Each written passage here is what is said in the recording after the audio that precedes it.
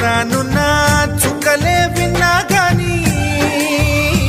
కదిలించలేదా కాస్త కూడా నీ మనసుని పరదాలు దాటి ఒక్కసారి పలకరించవేమి అందరినీ ఇలా వెంటపడి అడగాల సరదాగా నువ్వే ఎదురైతే సరిపోదా నిద్రపోతున్న రాత్రి నడిగా గుటికి చేరిన గువ్వల నడిగా